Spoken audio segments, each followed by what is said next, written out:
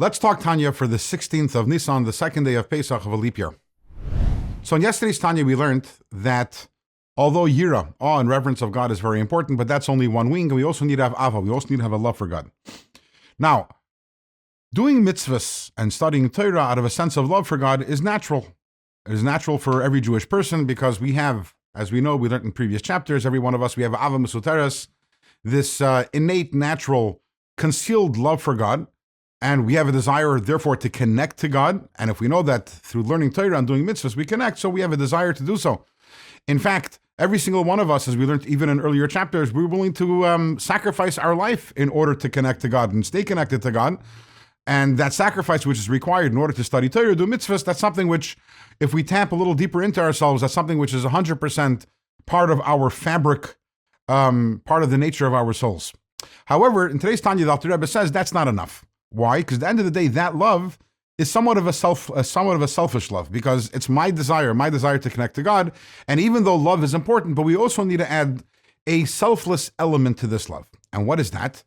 That our intention in learning Torah and doing mitzvahs shouldn't be only to connect ourselves to God, but to connect all the Jewish people to God, and by extension, the entire world to God. And how does that work? So in the morning, before davening, we say, L'shem yichud kudsha brichu u'shchinte, which means that the purpose of our davening is in order to unite kudsha brichu and the Shechina. Although we say this before davening, but really that's the intention of all the mitzvahs that we do throughout the day. We're trying to unite, to bring together in unity kudsha brichu and Shechinte. What is that? The Shechina is the source of all of our souls.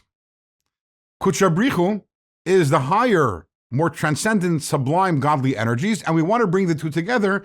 And when we do that, we're bringing a flow of divine energy into the Shechina, which is the source of all the Jewish souls, and by extension, into the entire world.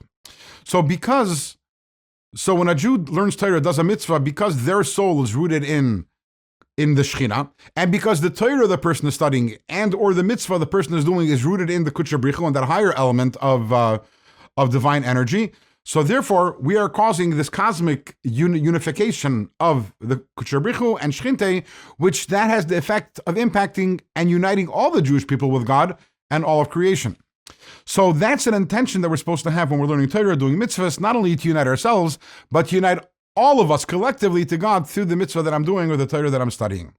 This is still love, because it's about wanting and a desire to connect to God, but it's a more selfless kind of love, because it's a love which is encompassing not only oneself, but also all the Jewish people, and ultimately God's master plan, which is that the entire world should be infused with godliness.